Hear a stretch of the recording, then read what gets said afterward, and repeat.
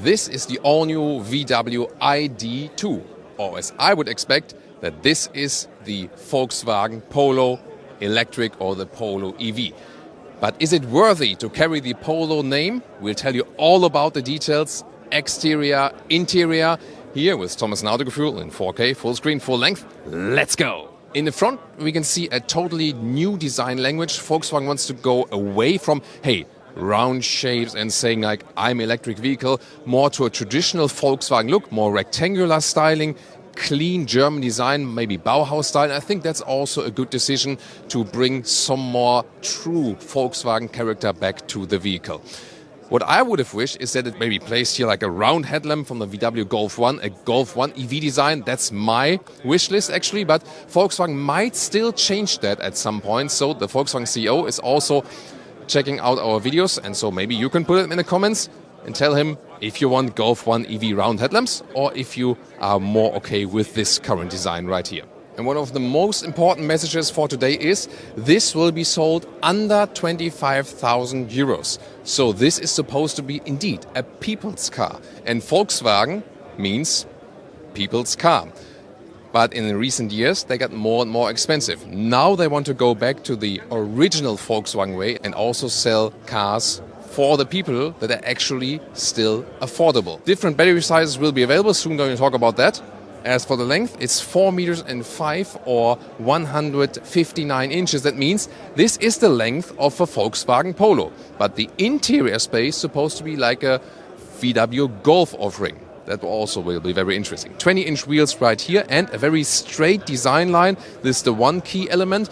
The second key element for design is that you have this very strong C-pillar right here, taken also from the Golf. Solid door handles. They went for that and not for flush door handles because they say they are not good in winter times when they move and so on, and they just make things more complicated, more expensive, and no one really needs it, and it's also not that good for aerodynamics, so they went with a lot of ideas back to the roots. The rear door handles are integrated right here. I think it's also a good solution to keep the design clean. It will be front-wheel drive. Why? Also again to keep the costs low. Rear-wheel drive has an advantage that you have a smaller turning circle, for example, and it feels more agile in driving. Front-wheel drive, they can put all the components for the electric drive all in the front and not so much in the rear. Also the charging port and so on, everything can be put in the front. And this is just easier for the whole production process and once again brings the cost down, and there will also be more space underneath the rear seats and in the lower trunk area. We're also soon going to take a look at that. Acceleration in 7 seconds with this front-wheel drive, but I heard there will also be a GTI version then later on for this very vehicle. Horsepower figure at this moment 230 horsepower, more than of course than for a possible GTI version. Top speed will be 160 kilometers an hour or 100 miles an hour, and you can see this rear design is what I meant with German Bauhaus once again. Straight line cut off, and this also brings so much space on the interior indeed, while keeping the exterior dimensions rather small. And you can see here a very straight line for the lamps. This is more than again inspired by the older models. Illuminated VW logo here in the rear in red. That's pretty cool. And a sportier lower end. This already looks almost GTI style already. Or what do you think? I'm really looking forward to your comments about this new design language. Tell me in the comments if you agree. On the interior, which will optionally have a panoramic roof, we see a very clean layout. Modern styling on the one hand, but also retro elements here once again. That's the interior everyone would have wished for in the ID.3. Now it will come for the ID.2 or, as I expect, for the VW Polo EV. And well, the exterior dimensions are like the Polo, but the interior dimensions are supposed to be like in the VW Golf. We can see the use of microfiber. The whole interior is animal-free. And this extensive use of microfiber and also, for example, fabric on the dashboard really leads to a high quality impression. And that's really astonishing because, as we said, this vehicle is supposed to be under 25,000 euros or under $25,000 approximately. And it is really cool that we can see a high-class interior at that price point. Very important, back to the roots also for the user interface. There are, for example, jog wheels on the steering wheel, at the inside of the doors, we see, yes, indeed, 4 window levers, so not 2 anymore, like in the ID.3. Once again, 4 window levers for front and for the rear. More microfiber at the inside of the doors and also fabric coverings. So we're also getting rid of high gloss black piano lacquer here. Finally, they are listening to the customers and not giving us what we never asked for. The seats have a very sporty look indeed, also a fabric microfiber mix, and they have this integrated head restraint style. At the same time, they look pretty cozy indeed. VW has had software problems and the current software is not that good, but now there's a completely new software also with new animations. Really nice here also with the typical Wolf style. Why not be a little bit joyful, but at the same time this interior is not too playful actually.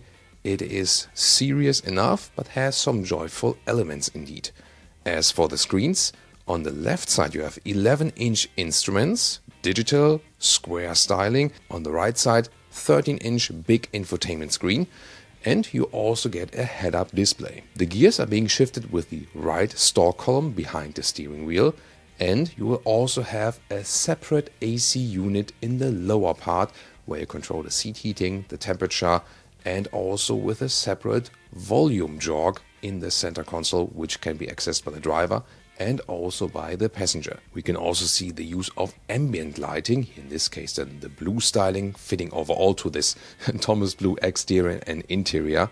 I think this is exactly the interior we need in a modern vehicle. We have the modern elements, at the same time we have old school elements, just that we hit the right spot between a good classic user interface and also a modern offering. Talking about that, you can change the styling of the digital instruments and the infotainment system to this more analog old school styling, being inspired from the Golf 1, for example, also here with this City of Wolfsburg logo.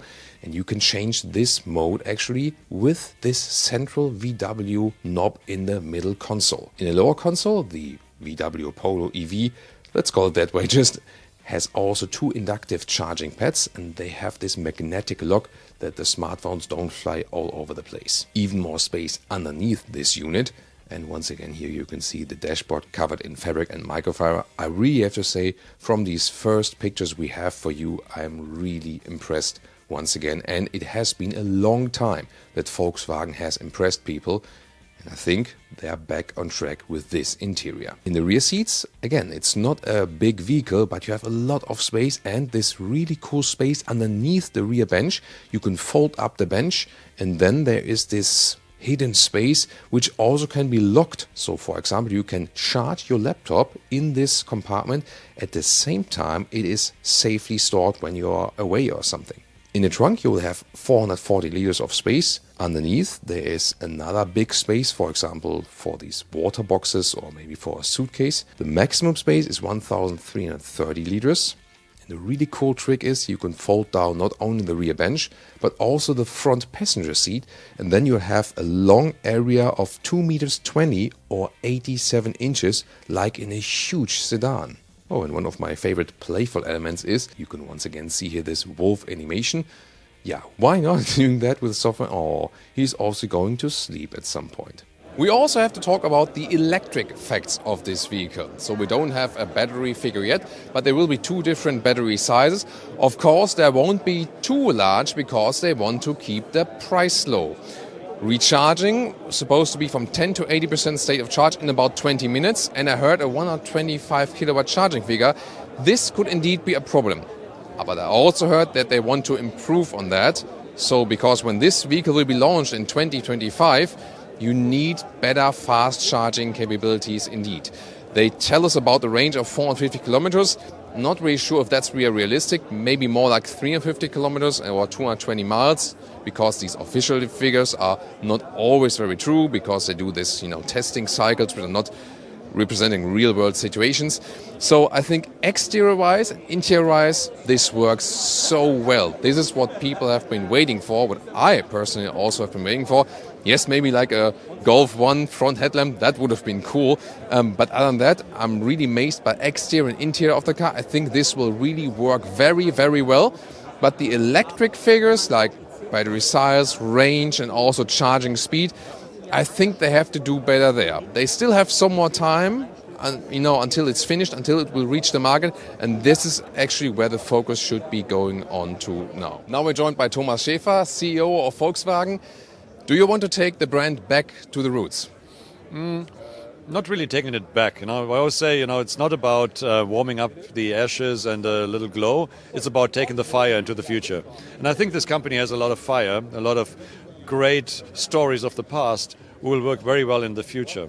So our DNA of Volkswagen has always been, it suits anybody, like the GTI, for example, Golf GTI. Anybody can drive it, from whether you're a worker or you're a CEO with a custom-made suit. It always looks good on anybody. And we need to get back to that. We need to get to cars that work globally, that are real icons in their segments. And I think, if that connects back to the past, then I'll proudly do so. Will this be a car that is launched globally on all markets? Well, it's not a car for China and it's not a car for the US. It's pretty much a European and then non-US, non-Chinese market. China is not a hedge market. US, it's obviously too small. For now, US is also developing, but for now, it's going to be Europe-focused. So we heard that it will be under 25,000 euros. How do you achieve that? Because at this moment, EVs are not that affordable for average income. How can you bring the price down? Look, the key here is scale. So we scale in two directions. We have, on the one side, we do on that platform 4 models, 2 Volkswagen, 1 Skoda, 1 Cupra. And with that, you have enormous production scale. We also, because battery is about 40% of the value of the vehicle, the battery system, we have a battery factory now in Spain, close to the factories where the cars will be built. And that battery factory will produce a unified cell from Volkswagen. We've got our own power core, own company. And that gives you enormous scale, and we'll bring it into the range that we needed for making it feasible. It's got to be feasible. It's not a charity project. This is supposed to earn money. Personally, I'm really happy with the design, exterior and interior. One thing I would have maybe wished is like a true Golf 1 EV, like with round headlamps and so on. Any chance for that still? Well, not at the moment. No? I mean, this is a big step for us in design language, as I said, like clear lines, strong stance. It's everything that Volkswagen stood for, like positively, like lines that connect from the back to the front and all that. So I think a great first step.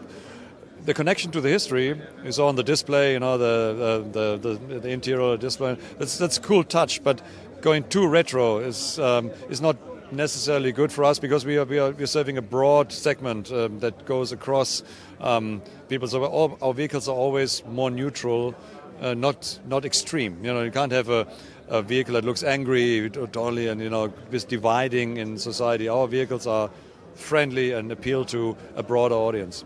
So to everyone I talked, everyone is really amazed by exterior and interior, but about like the charging facts or the EV hard facts, is there still something? I mean, what I heard is not that impressive, honestly.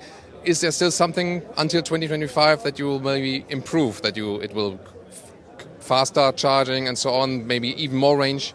Look, technology is evolving rapidly at the moment. Now we are updating our MEB platform now to MEB Plus. That vehicle will get MEB Plus.